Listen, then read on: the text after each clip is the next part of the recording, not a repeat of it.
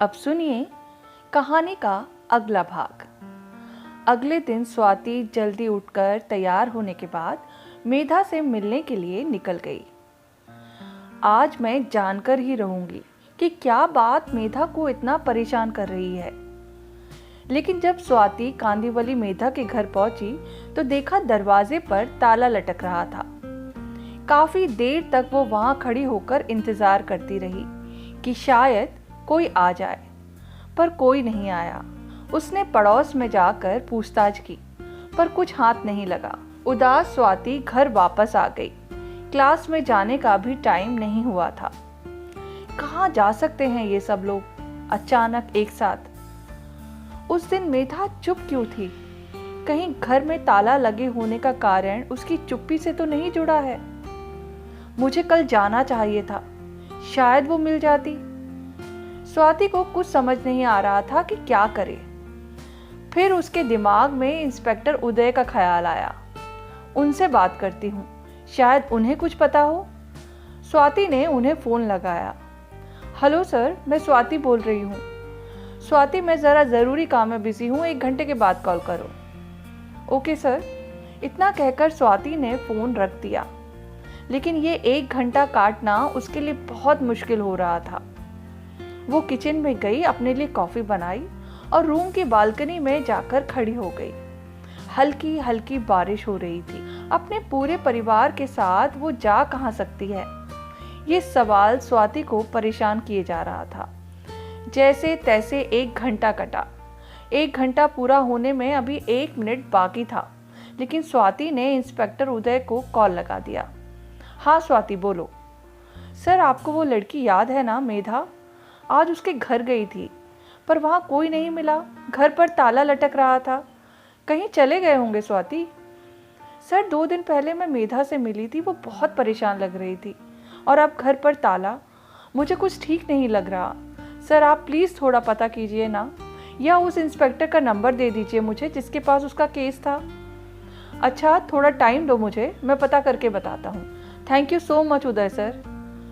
क्या ये पता करेंगे मेरे लिए, या इन्होंने बस टालने के लिए कह दिया? आधे घंटे में क्लास के लिए भी निकलना है मुझे। स्वाति एक बार फिर क्यों कैसे जैसे सवाल में उलझ कर रह गई। तभी उसके फ़ोन की घंटी बजी। स्वाति, वो लोग अपने गांव चले गए हैं। सर, गांव अचानक? पर क्यों? मेधा की शादी करा रहे हैं। मेधा तो अभी बच्ची है सर। और किसके साथ उसकी शादी करा रहे हैं? जिसने उसके साथ बलात्कार किया था। उसके पिता ने उसके खिलाफ लिखाई रिपोर्ट भी वापस ले ली। ओह, इसलिए वो बच्ची इतना परेशान थी। उस हैवान से उसकी शादी कैसे की जा सकती है सर? प्लीज़ इस शादी को किसी तरह रोकिए। स्वाति, बिना किसी शिकायत के हम कुछ नहीं कर सकते। पर सर, आपको पता तो है ना ये गलत हो रहा है। सॉरी स्वाति। सर, शादी कब है? कल दोपहर को।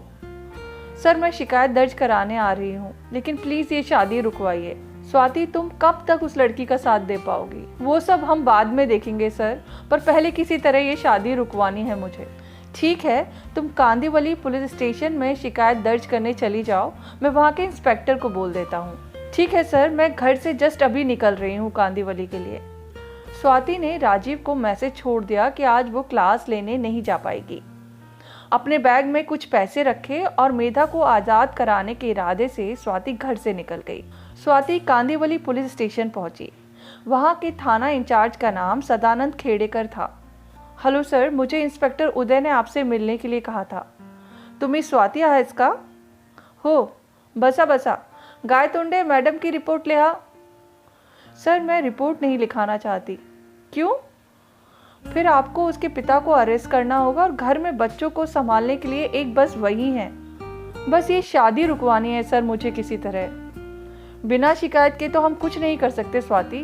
हाँ, बाद में तुम अपनी शिकायत वापस ले सकती हो। ठीक है सर, फिर मैं रिपोर्ट लिखा देती हूँ। इंस्पेक्टर खेड़ेकर ने अपने खबरी से शादी जहाँ हो रही थी उसका पता कराया और थोड़ी देर बाद स्वाति इंस्पेक्टर और सब इंस्पेक्टर भेड़े के साथ निकल गई। शादी मुंबई के पास पालघर गांव में हो रही थी। रास्ते में सभी लोग चाय पीने के लिए एक ढाबे पर रुके।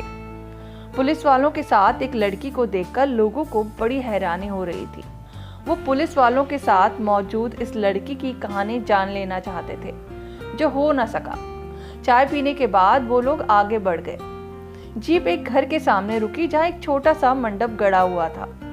दरवाजे पर 4-5 लोग बैठे थे जो पुलिस की गाड़ी देखकर सकपका गए।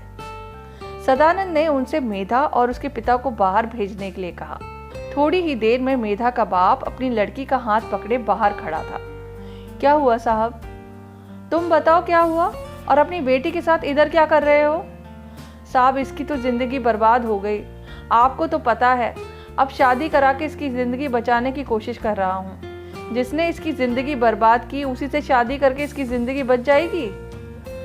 तो इससे और कौन ब्याह करेगा साहब? मैं इसका बाप हूँ, इसका बुरा तो नहीं चाहूंगा। मेधा डरी सहमी सी खड़ी थी। ये शादी नहीं हो सकती। वो 15 साल की है और उसकी शादी कराने के जुर्म में तुम्हें जेल हो सकती है, जानते हो ना? तुम्हारे खिलाफ थाने में शिकायत दर्ज कराई गई है। मेधा के बाप ने गुस्से से स्वाति की ओर देखा। तब तक वो लड़का भी आ गया था जिससे मेधा की शादी होने वाली थी। वो शक्ल से ही दरिंदा नजर आ रहा था।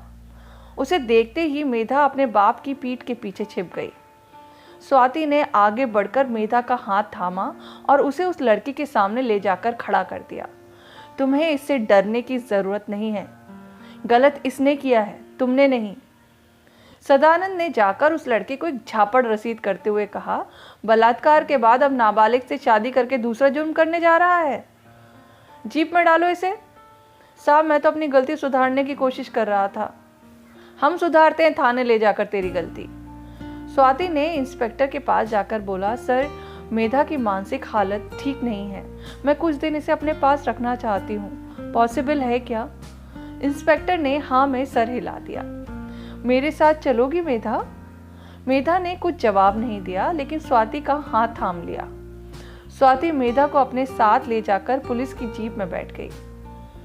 आगे की कहानी जानने के लिए सुनते रहिए मेरी ये कहानी स्वाति के सपने।